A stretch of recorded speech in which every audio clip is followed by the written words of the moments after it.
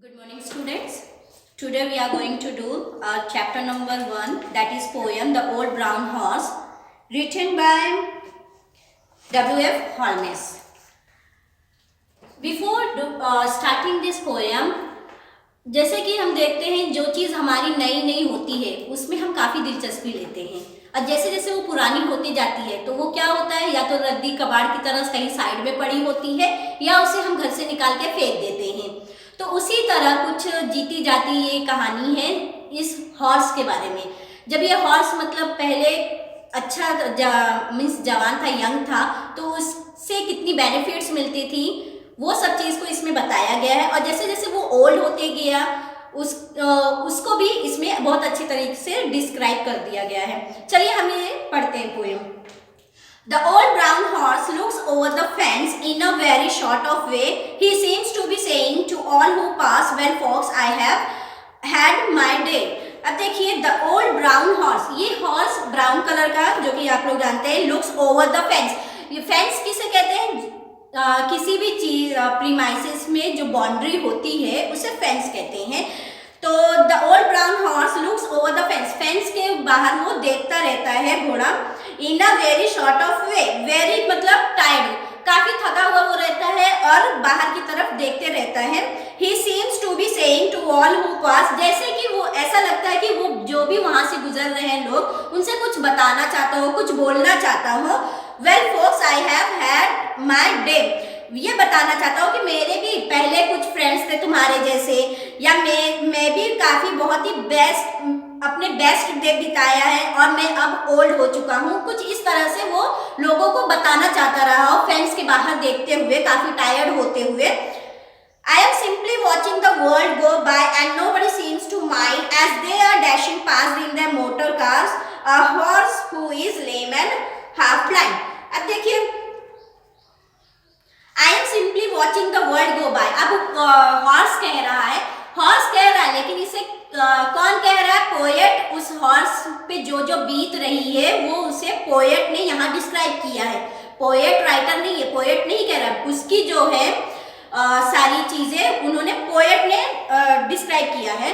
तो पोएट कहते हैं कि वो जो घोड़ा है वो सिंपली बाहर की तरफ देख रहा होता है, and nobody seems to mind, और जैसे लगता है कि किसी को उससे मतलब नहीं है उस घोड़े को, वो देख रहा है तो वो देख रहा है।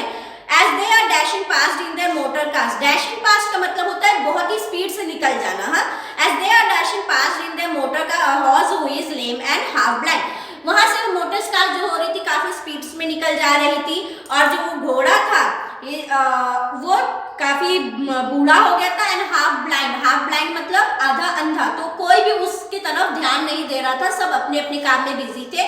और दुनिया, अब देखिए पहले लोग क्या करते थे, घोड़े से ट्रैवल भी कर लेते थे one place to another. Secondly वो अपना वर्क भी निकाल लेते थे, जैसे कुछ चीज ट्रांसपोर्ट करना हुआ। उसके बाद पहले के लोग तो शौकीन भी होते थे घोड़े सवारी की। अब लेकिन क्या हो गया, अभी ये व्हीकल्स आ गए हैं, लोग अलग अलग तरीके की बाइक, मोटर सब इस्तेमाल करने लगे हैं, तो ये सब ज्यादा ट्रेंड होते जा रहा है, तो अब उस चीज पे कोई जा नहीं रहा है। तो ये सारी चीजें भी देखने लायक है कि मतलब वहां पे मोटर्स कार्स, यहाँ पे पोएट बता रहा है कि motors cars speed by speed pass हो रही हैं, बट कोई घोड़े की तरफ नहीं देख रहा है। The old brown horse has a shaggy coat, but once he was young and trim, and he used to trot through the woods and lanes with the man who was fond of him. अब देखिए, the old brown horse, जो वो बूढ़ा घोड़ा है, has a shaggy coat. shaggy का मतलब होता है रफ कोट, जो कि पहले जब वो यंग था तो उसके कोट कैसे थे? कोट मीन्स क्या? उसकी जो हेयर है, बॉडी पे हेयर है, उसे कोट कहा गया।